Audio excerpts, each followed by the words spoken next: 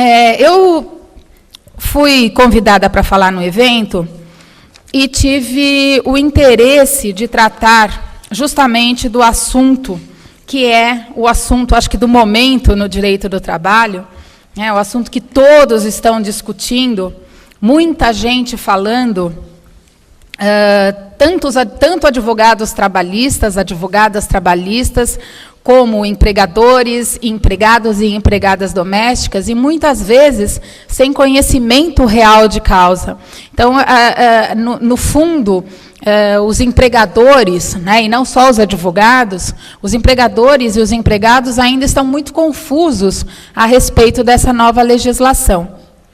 E por isso eu achei por bem tratar um pouquinho do assunto. Não vou conseguir, infelizmente, responder a todas as dúvidas, aliás, nem a maioria delas, mas eu acredito que dá para a gente sinalizar um caminho, ou o caminho que deve ser seguido no sentido de entender essas novas normas. Bom, a Emenda Constitucional número 72, de 2013, ela entrou em vigor recentemente, e incluiu diversos direitos aos empregados domésticos. Nós sabemos, e quem atua na área do direito do trabalho sabe, que o artigo 7º da Constituição Federal trata de todos os trabalhadores e fala especialmente no caput dos direitos dos trabalhadores urbanos e rurais. E no seu parágrafo único, estabelece determinados incisos que são garantidos aos empregados domésticos. Esses incisos foram praticamente todos, os incisos do artigo 7º foram praticamente todos incluídos agora nos direitos dos empregados domésticos.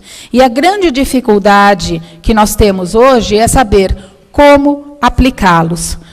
Se de fato esses incisos vão ser aplicados imediatamente, se já estão em vigor ou não. E como fazer para resolver os nossos problemas também diante dos nossos empregados domésticos.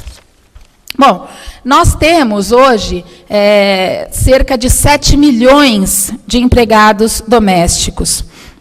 E eu deveria até falar não empregados domésticos, mas empregadas domésticas, porque as empregadas, ou melhor, os empregados domésticos, são em 90% formados por mulheres.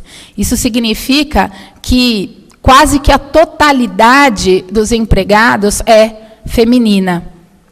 E por que isso acontece? Por questões óbvias. Primeiro, em razão, e aí insisto, e por isso que eu falo sempre de ter sido presidente da Comissão da Mulher Advogada, em razão dessa questão machista da sociedade brasileira, que ainda faz com que a mulher tenha as obrigações de cuidar da casa, de cuidar da família, de ser responsável pelo lar. Isso é uma regra normal da sociedade em que a gente vive. E da sociedade como um todo, não só no Brasil. É que no Brasil ainda esse ranço de responsabilidade é muito pesada. Nós, mulheres, sempre nos sentimos obrigadas a nos responsabilizarmos pelo bom andamento da casa. Se o filho não vai bem na escola, de quem é a culpa? É da mãe. Se o almoço ou o jantar estão atrasados, de quem é a culpa? É da mãe. Se a roupa está mal lavada ou se não está bem passada, a culpa é da mãe. Então, sempre essa responsabilidade é carregada por nós. E a culpa não é só da sociedade, é de nós mesmas. Porque nós assumimos essa grande culpa. Nós nos sentimos culpadas quando a gente deixa o filho com empregada, o filho numa escola, a gente chora. Eu tive filho não tão recentemente, já vai fazer 4 anos, mas é sofrido a primeira vez que a gente deixa na escola. E eu não sinto que o pai tem esse mesmo envolvimento, muito por nossa culpa também, que assumimos toda a responsabilidade, que gostamos de arrastar essa responsabilidade. E a questão do trabalho dos empregados e das empregadas domésticas é justamente essa, né? Como nós, mulheres, estamos sempre nos responsabilizando pelas atividades de casa, normalmente, o que nós vamos contratar para nos ajudar dentro de casa? Outras mulheres. Eu não conheço empregados domésticos que trabalham lavando, passando, cozinhando. Eu conheço empregados domésticos que atuam como motorista, que atuam como jardineiros, que atuam como piscineiros, um eventual mordomo, para aqueles que têm condições de ter mais de um empregado doméstico. Mas, enfim, aquela pessoa que cuida efetivamente da casa é a mulher. E isso caracteriza também o fato da mulher ter salários mais baixos. Eu sempre dizia isso, porque a impressão que a gente tem é que a mulher ela tem salários mais baixos porque ela não estuda tanto quanto o homem, porque ela cuida boa parte, ela se dedica boa parte do tempo à casa e não ao trabalho. E a questão não é bem essa. A questão é que, como a sociedade nos impõe os cuidados com a família, na maior parte das atividades em que nós temos a atividade doméstica, a educação e a saúde, nós temos mulheres atuando. O maior número de empregadas domésticas, nós já vimos que é formado por mulheres. O maior número de professores, isso da rede estadual, da rede municipal e até da rede particular, com exceção aí das universidades, é formado por mulheres. O maior número de pessoas que trabalham na saúde, enfermeiros, técnicos de enfermagem, também é formado por mulheres. E são atividades que, infelizmente, ainda têm salários inferiores aos salários das demais atividades. Tanto é que os professores estão aí paralisando toda a Sexta-feira Paulista. Nós ficamos desesperados, porque quem quer sair aqui da Paulista sofre um monte. Mas, afinal de contas, os professores estão precisando realmente de um aumento. Quem aqui conhece pessoas que estão se formando aí no colegial e tem interesse e tem vontade de ser professor? Eu não conheço ninguém. Por quê? Porque não gosta de dar aula? Duvido. É por causa do salário. Quem vai querer assumir uma responsabilidade tão grande que é a educação, um peso tão forte que é educar crianças e jovens, e não ter uma remuneração adequada?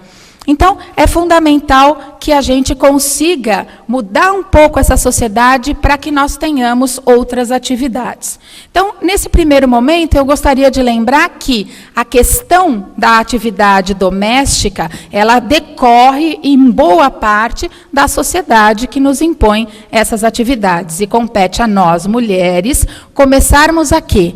A dividir as responsabilidades. Está na hora de fazermos com que os homens participem. Se vocês compararem, por exemplo, com países da Europa, países desenvolvidos, ou os Estados Unidos, o que nós vamos ver lá? As pessoas normalmente têm empregados domésticos, registrados, que vão todos os dias, que cozinham, que limpam? Não. A classe média não tem empregados domésticos. Os únicos que têm empregados domésticos são aqueles que efetivamente podem pagar. Os empregados domésticos que trabalham na Europa, que trabalham nos Estados Unidos, têm carro, ganham por hora, trabalham 3 horas numa casa e olhe lá. E têm remunerações razoáveis, compatíveis com o trabalho que executam. Completamente diferente do que acontece aqui no Brasil. Aqui, aliás, na América do Sul. Na América do Sul, nós podemos ir aqui para o Paraguai, para o Uruguai, para a Argentina. Nós vamos encontrar muitos e muitas empregadas domésticas. Por que isso acontece também? Em função, infelizmente, da escravidão, um resquício da escravidão. Nós estamos acostumados a ter quem nos sirva. E isso aliás, faz pouco tempo, que nós tivemos, de fato, a abolição da escravatura. E olhe lá, se de fato houve essa abolição. Porque se vocês também pegarem os números que nós temos dos empregados domésticos e das empregadas domésticas, se são 90% de mulheres, são 60% de mulheres negras.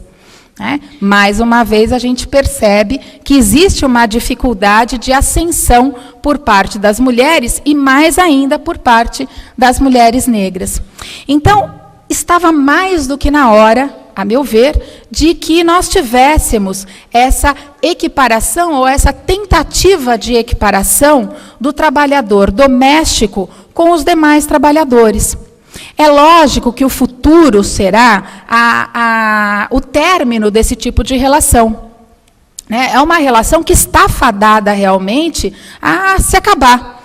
Né? Para nós que ainda nos utilizamos de empregados e empregadas domésticas, não é bom, porque nós vamos ter que nos acostumar a exercer outros tipos a criar outras soluções. Mas não tem jeito. É o futuro. Afinal, quem quer ser hoje? Qual empregada doméstica que quer ter uma filha empregada doméstica? Ninguém quer. Ninguém sonha para o seu filho, meu filho vai ser um bom empregado doméstico, vai ser uma boa empregada doméstica. Ninguém tem esse sonho. Então, é importante que a gente valorize, de fato, esse trabalho para que ele tenha a sua real retribuição e o seu real valor. Vejam, os empregados domésticos, e é essa comparação que eu faço, por mais que a gente, como classe média aqui, vá sofrer com os impactos dessa nova lei, os empregados domésticos, eles não têm condições de sozinhos pleitear os seus direitos. Imaginem os empregados domésticos se reunindo, parando a Paulista e fazendo greve.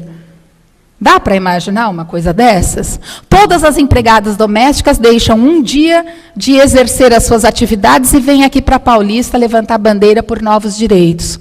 Não conseguem. Agora, se por outro lado essa responsabilidade virar para os patrões, nós, como classe média, como pessoas intelectualizadas, como pessoas que conseguimos nos reunir, podemos cobrar do Estado, né, creches para colocar nossos filhos. Nós podemos cobrar do Estado escolas que fiquem com nossos filhos durante o dia todo. Nós podemos cobrar do Estado incentivo para comprar eletrodomésticos, né? E até evolução de eletrodomésticos. Hoje, recentemente, saiu aqui no jornal como os eletrodomésticos, como as empresas estão investindo em eletrodomésticos agora no Brasil. Né? Quem costuma ter máquina de lavar louça? Quem tem máquina de lavar louça aqui? São poucos. Só porque a maioria tem quem lava louça. Né? E nos Estados Unidos, vocês já viram quem tem máquina de lavar louça? Máquina de lavar louça é um eletrodoméstico de primeira necessidade, todo mundo tem. E não são aquelas maquininhas, daquelas pequenininhas que existiam, as enxutas. Não, são máquinas de lavar louça, que cabe tudo, que lava tudo. Eu faz bastante tempo que eu fui para os Estados Unidos, não tenho voltado mais, e agora se voltar com essa placa aqui na minha perna, provavelmente eu não vou conseguir entrar, né? Vai apitar para todos os lados.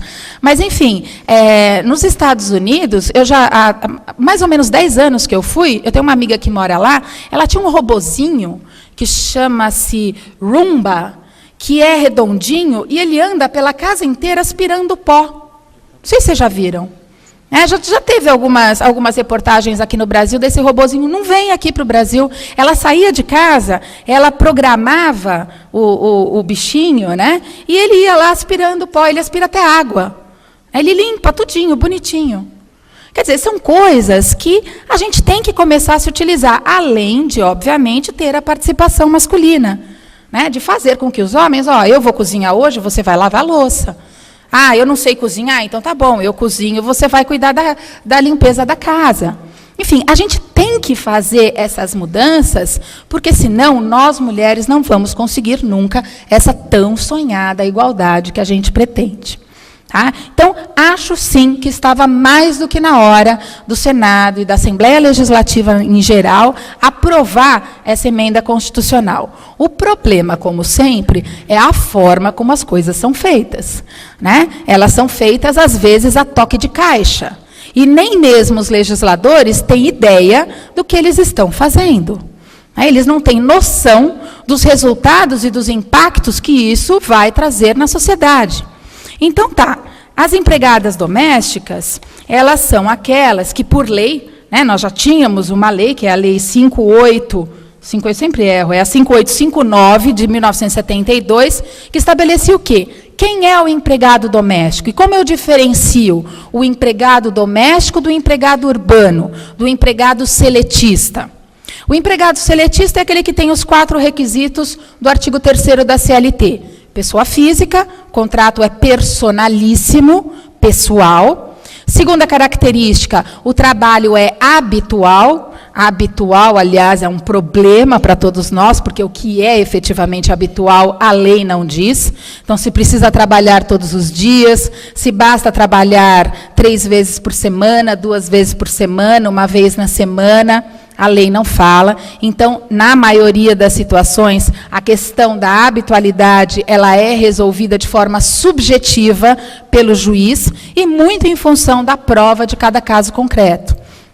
Então, a gente vê aí que a jurisprudência tem, mais ou menos, se fixado no seguinte sentido.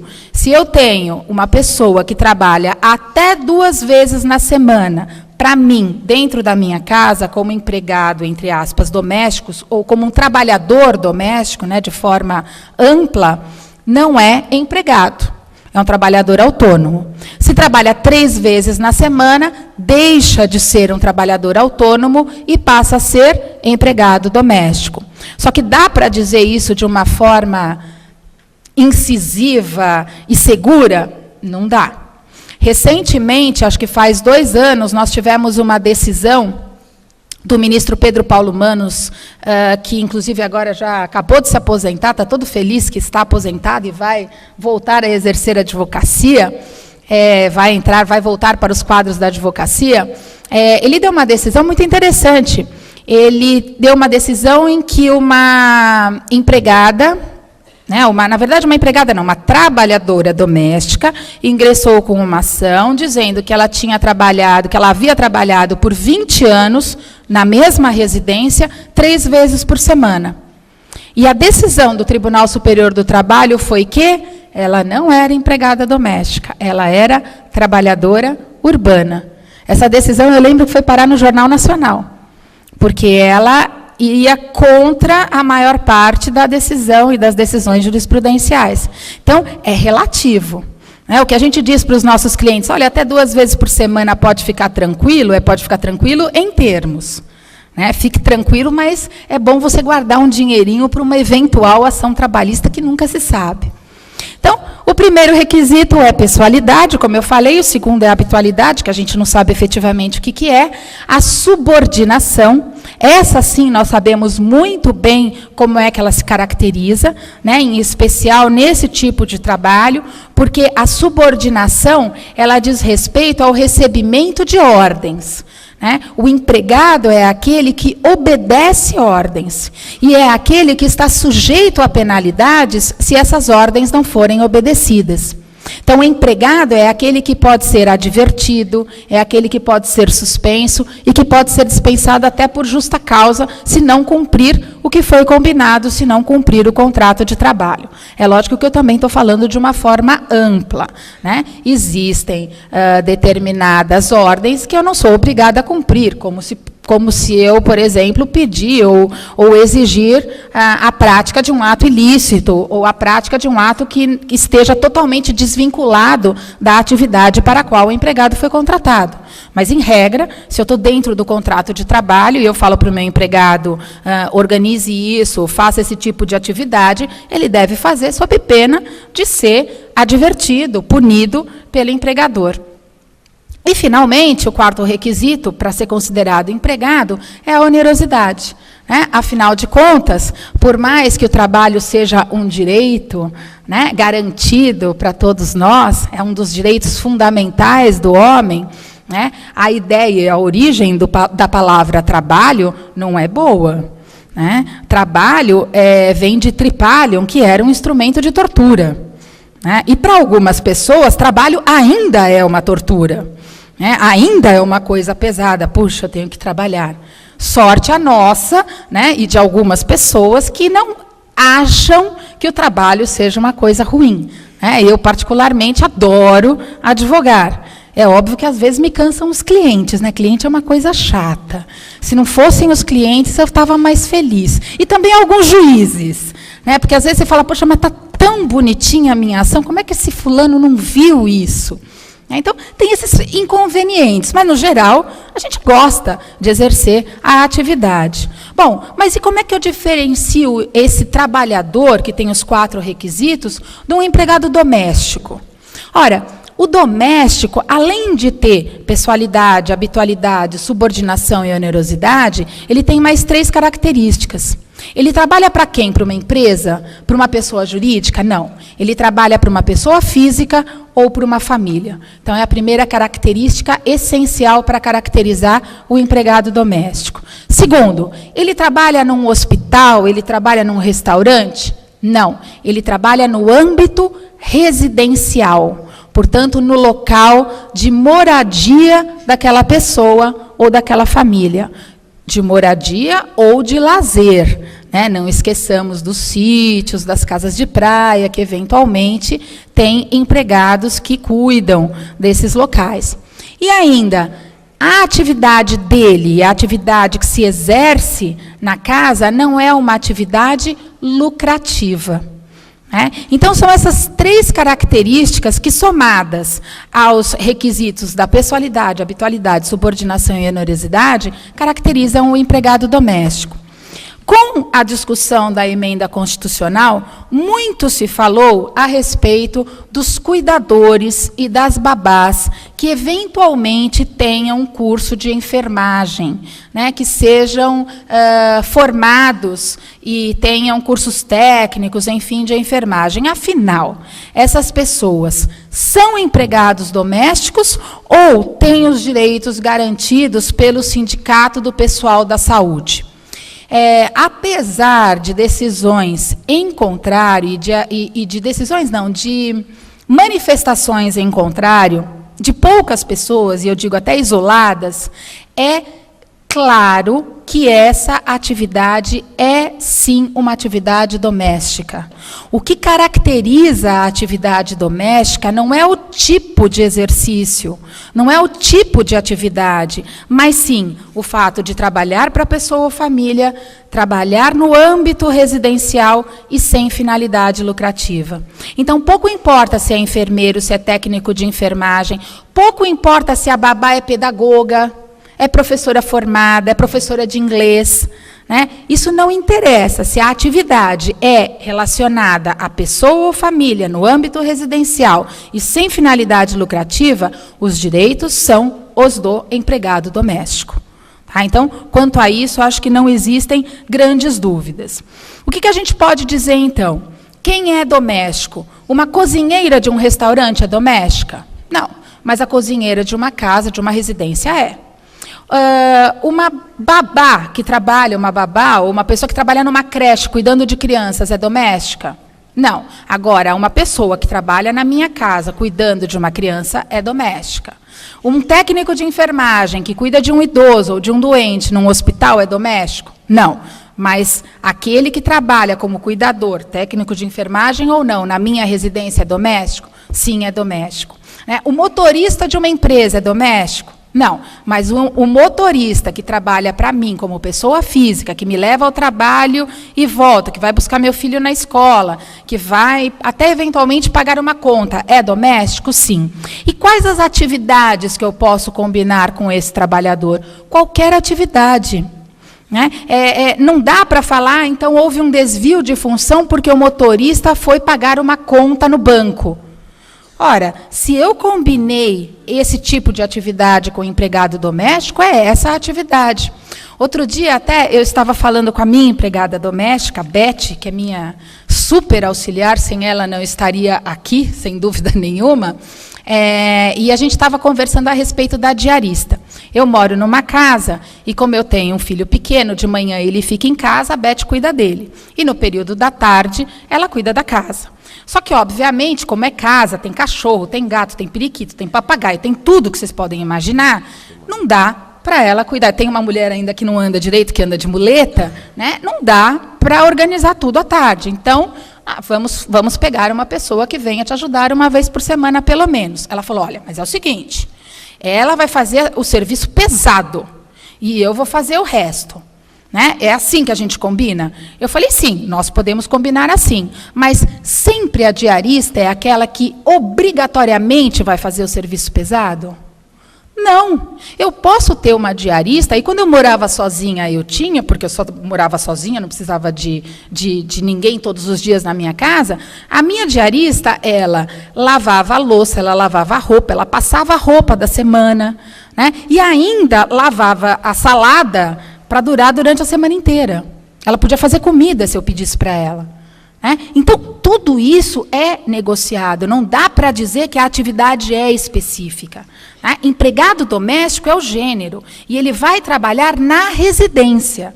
Nessa residência, as atividades que ele vai desenvolver são as atividades, obviamente, relacionadas à residência. Mas nada impede uma combinação, né, de atividades mais pesadas ou atividades mais leves, que é uma das dúvidas que as pessoas estavam tendo em relação a estes trabalhadores.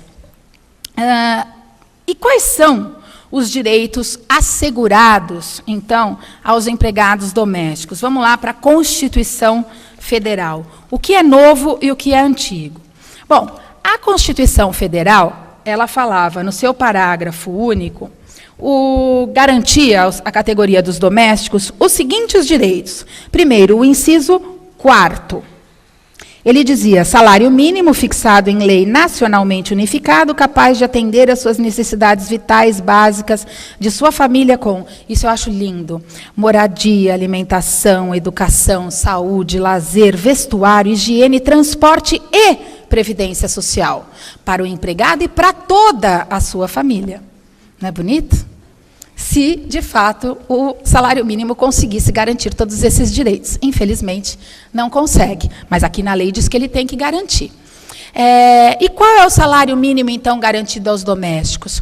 É o garantido ou o previsto nacionalmente. Essa é a regra. Mas no estado de São Paulo, nós temos um salário mínimo que é superior ao trabalho mínimo nacional, ao salário mínimo nacional. Eu devo pagar o salário mínimo nacional ou o salário mínimo estadual? O estadual. Tá? Nas localidades em que não exista salário mínimo estadual, óbvio que eu vou pagar o nacional. Mas nas localidades em que ele existe, eu vou pagar o estadual. Aí você fala, bom, mas em janeiro, normalmente, o salário mínimo nacional, ele é alterado. E, normalmente, ele supera o estadual. Então, compete a nós, empregadores, alterarmos. Agora, nesses meses, até a alteração do estadual, eu vou ter que pagar o nacional, porque ele ficou mais alto. Tá? Então, sempre o salário mínimo superior é que deve ser pago.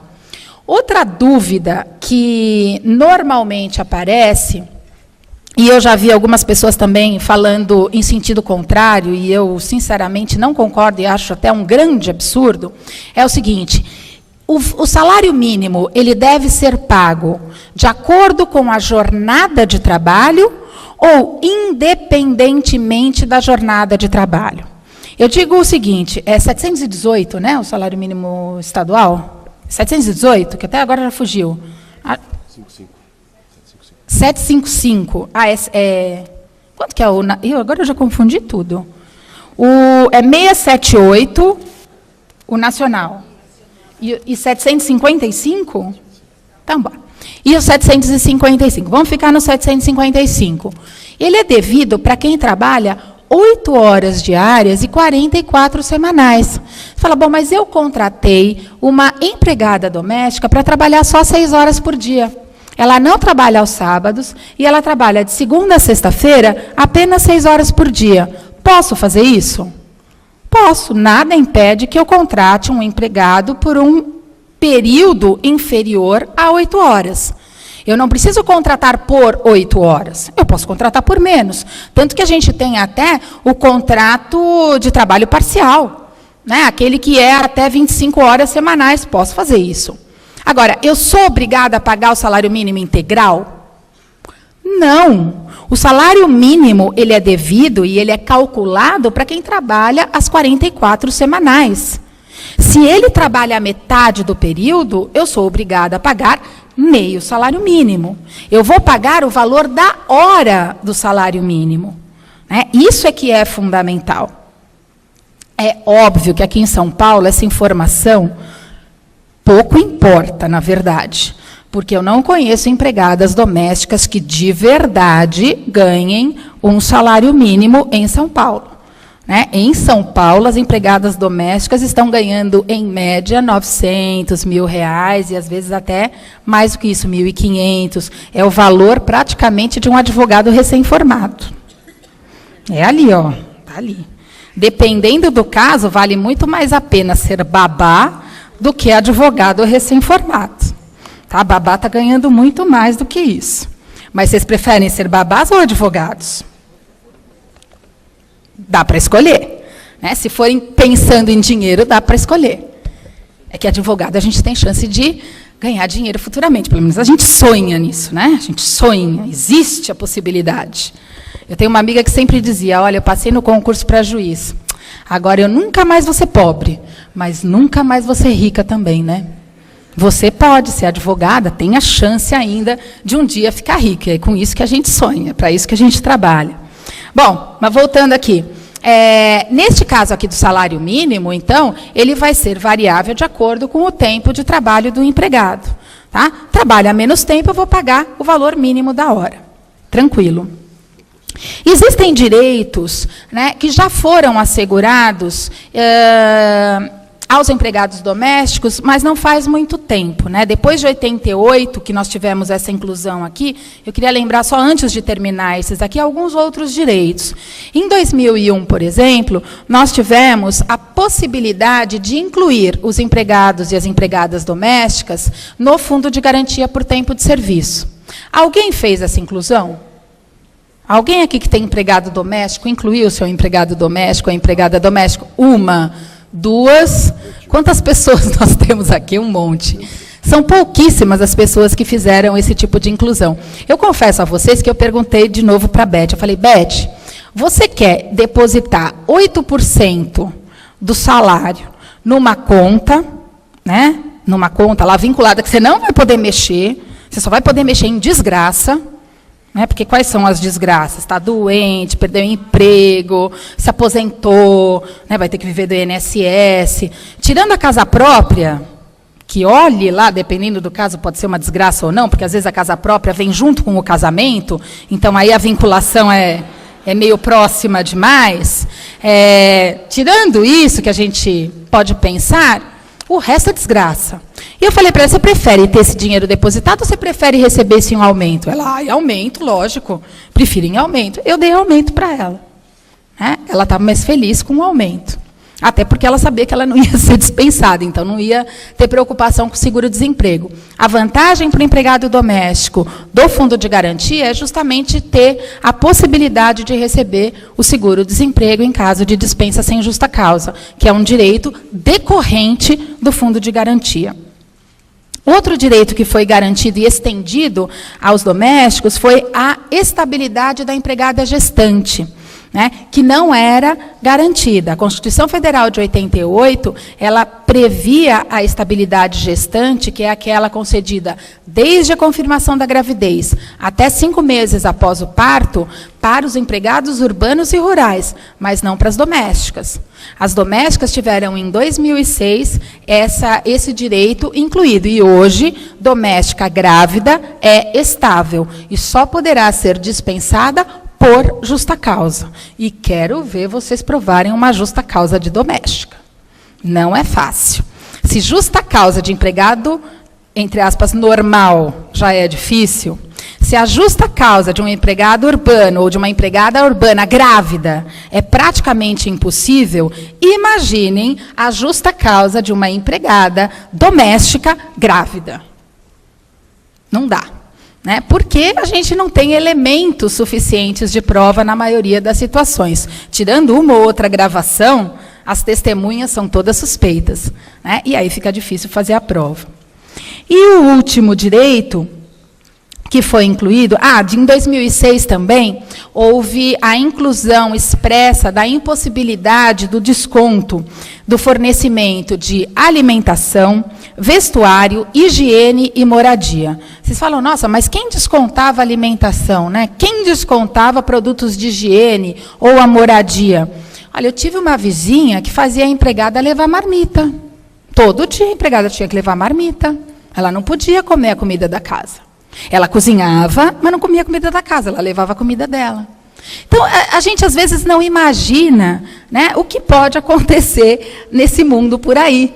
Né? Então, é importante. E em 2008, nós tivemos outra inclusão que foi muito pouco divulgada, que foi a ratificação da Convenção 182 da OIT. Essa Convenção Internacional 182, ela criou a lista TIP. O que é essa lista? É a lista das piores formas de trabalho, né? De trabalho infantil, na verdade. E o trabalho doméstico foi incluído nessa lista. Portanto, nós não podemos contratar pessoas menores de 18 anos para o exercício de atividade doméstica. Sabe aquela vizinha, aquele primo, aquela tia, que traz a menina do interior, né, que vem aqui com 14, com 15 anos para estudar em São Paulo e também para cuidar da casa? Não pode ser mais empregada doméstica. Tá? Esse tipo de trabalho hoje é proibido. Empregado doméstico tem que ter mais de 18 anos, obrigatoriamente. Bom, e aí continuamos com o nosso capítulo, com o nosso parágrafo único, que é anterior à reforma. O inciso 6 da Constituição Federal fala da irredutibilidade de salário. Isso garantia, não só para o empregado doméstico, como para todos os empregados, nós sabemos, a redução do salário, ela só é possível por meio de acordo ou convenção coletiva. Sem negociação coletiva, não existe essa possibilidade. Não basta negociar com o meu empregado a redução da jornada. Eu tenho que ter autorização do sindicato para que, com a redução de jornada ou sem a redução de jornada, eu possa reduzir o salário do empregado. Outro inciso que é importante é o 8º, que já garantia, que é o 13º salário. Esse também já era previsto para os empregados domésticos. O inciso 15 fala do repouso semanal remunerado, domingos, né? Eles também deve ser concedido e já era direito dos empregados domésticos. Então, uma vez por semana, eu tenho que ter um descanso obrigatório. E isso também interfere em muitos empregadores que têm empregadas que dormem nas suas casas e dão descansos não semanais, mas descansos quinzenais. Então, o empregado fica 15 dias, e aí depois ele volta para a sua cidade natal, sei lá, no interior de São Paulo, ou algum lugar mais distante, fica 2, 3 dias e retorna, trabalha mais 15 dias. Isso não pode ocorrer também. O intervalo deve ser semanal, o descanso. Outro direito que já era garantido é o 17, que é o gozo de férias anuais. Né? Esse também, acho que desde 88 já havia se modificado. Né? A lei do doméstico falava em 20 dias úteis, e desde 88 já esse direito das férias anuais de 30 dias, com acréscimo de 1/3, acredito que já era garantido para as empregadas domésticas. Finalmente, licença gestante, que ela não tinha no comecinho lá a estabilidade gestante, mas tinha a licença maternidade de 120 dias, que não é paga pelo empregador doméstico, mas diretamente pelo INSS. Então, se eu tenho uma empregada grávida, eu não preciso me preocupar com o pagamento do salário naquele período de afastamento, nos 120 dias, porque ela receberá diretamente do INSS. Ela tem que ir lá no posto do INSS, comunicar a gravidez, comprovar, e aí ela vai ter direito a esse recebimento. E a licença paternidade, também no caso do empregado homem. Né? A licença paternidade, que é de 5 dias para o empregado. Mais um equívoco, a meu ver, da legislação. Né? Essa licença ela deveria ser superior até para que a gente pudesse cobrar, do marido pai, uma participação mais efetiva no nascimento da criança, no nascimento do filho. Depois, aviso prévio já era devido, né, o inciso 21, e também era devido o inciso 24, que é o direito à aposentadoria. Você fala, bom, e agora, o que foi incluído? Tudo. Tudo. Olha só. Foi incluído primeiro, relação de emprego protegida contra dispensa arbitrária ou sem justa causa, nos termos de lei complementar, que preverá indenização compensatória, dentre outros direitos. Que direito é esse do inciso 1? É um direito que desde 88 está previsto, mas desde 88 não está regulamentado. Então, a gente não sabe o que é dispensa arbitrária. Existem várias teses aí de doutorado, dissertações de mestrado, que tentam discutir o que é dispensa arbitrária, mas ninguém sabe exatamente o que é, porque não tem lei para prever. Ora, se não tem lei para prever, a gente não tem uma indenização compensatória. Portanto, a única indenização que nós temos hoje, prevista na lei, por meio do ato das disposições constitucionais transitórias desde 1988, são os 40% da multa sobre o valor depositado no Fundo de Garantia por Tempo de Serviço. Então, esse direito aqui dá para aplicar de forma imediata à empregada doméstica? Não. Se não dá para aplicar nem para o empregado urbano, porque não tem lei, quanto mais para a empregada doméstica. Então, é um direito que a gente tem que aguardar uma lei específica para que ele seja implementado. Inciso 2. Foi garantido o seguro-desemprego em caso de desemprego involuntário, né, em caso de dispensa sem justa causa. Muito bem. Só que nós temos uma lei que preveja como é que vai ser esse seguro-desemprego? Também não. E aí, a gente tem um grande problema, e um sério problema, que é o artigo 7º, a linha A da CLT. Olha o que diz o artigo 7º. Os preceitos constantes na presente consolidação, salvo quando for expressamente determinado, em contrário, não se aplicam, a linha A, aos empregados domésticos. Então, dá para dizer que os direitos da CLT são aplicáveis aos domésticos? Se eu não revogar expressamente a linha A do artigo 7º, não. Eles não são aplicáveis aos empregados domésticos. Então, dá para falar, ele tem direito ao intervalo de 1 hora até 2? Não sei. Tem direito quem está sujeito à CLT. O doméstico está? Não está. Portanto, eu posso garantir esse direito? Não sei. Vamos para outro direito aqui, que é o segundo. Seguro-desemprego, nós já falamos. Fundo de garantia por tempo de serviço. É 8% o valor devido? É 8% para quem está sujeito à CLT. E para quem não está? Não sei. A empregada doméstica tem direito ao fundo de garantia? Tem, se você optar.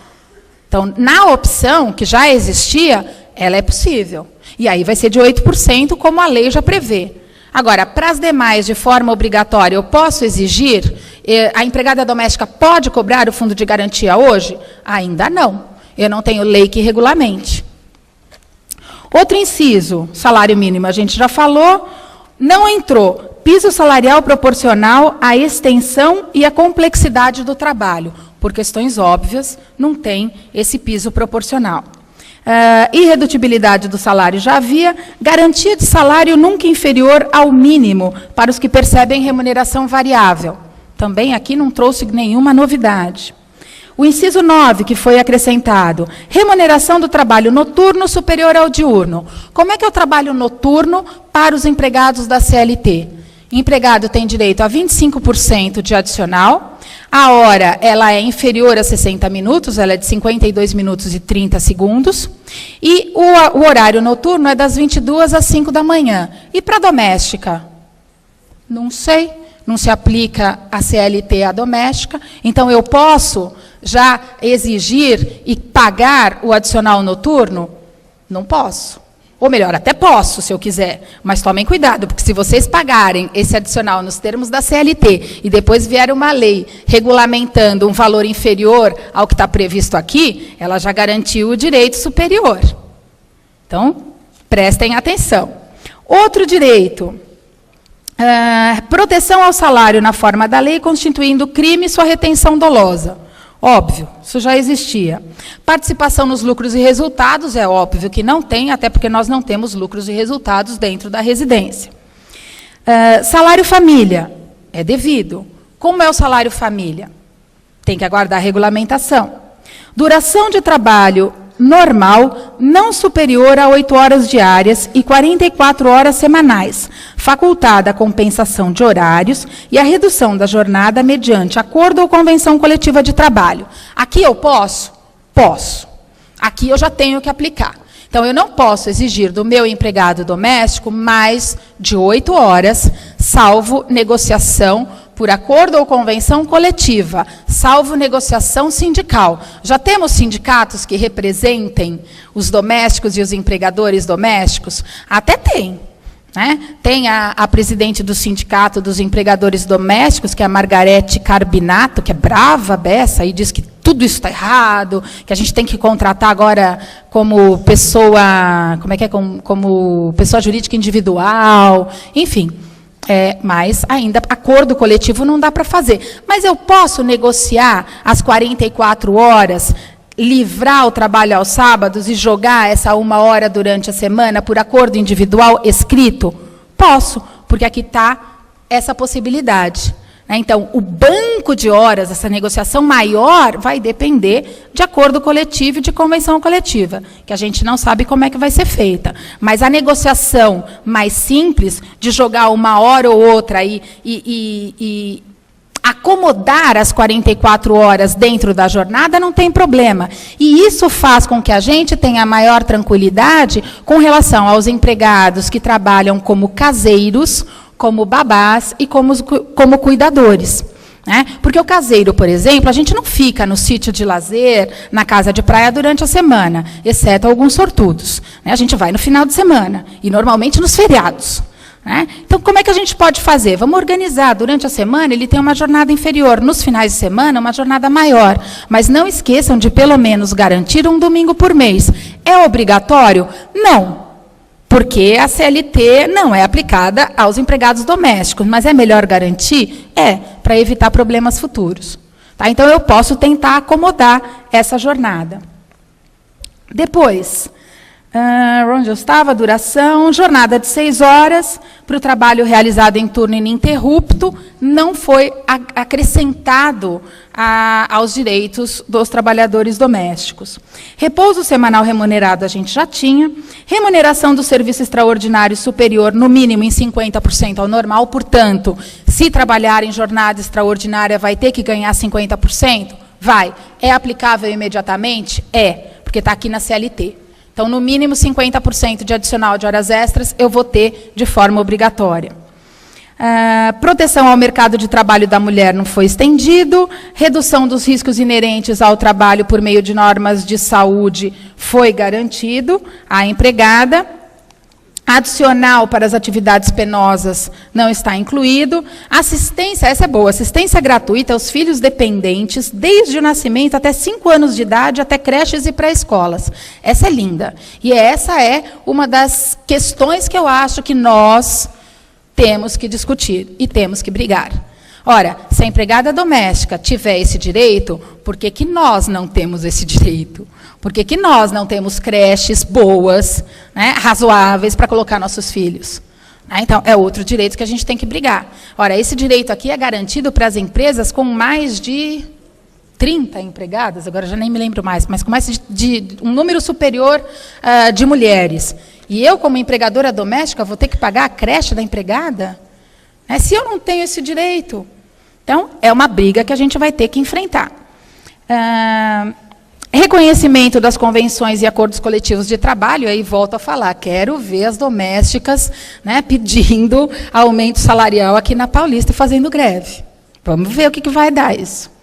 Proteção em face de automação, ainda não tem na residência, aí não é garantido.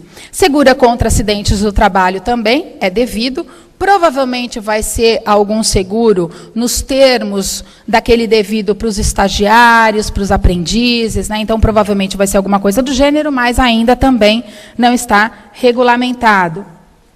Proibição da diferença de salários por exercício de funções e critério de admissão. Proibição de qualquer discriminação no tocante a salário, que errei aqui. Proibição de diferença no trabalho noturno, perigoso, insalubre aos menores de 18 anos. Aqui também é besteira, porque se nós não temos empregados menores como domésticos, eu não precisaria ter a inclusão desse artigo, desse inciso. E aí,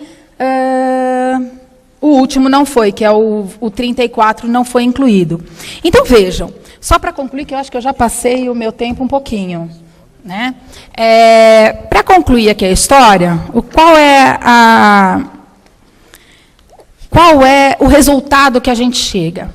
Primeiro, temos que aguardar uma regulamentação. Sem regulamentação, nem as domésticas podem exigir seus direitos, nem nós somos obrigados a pagar os direitos.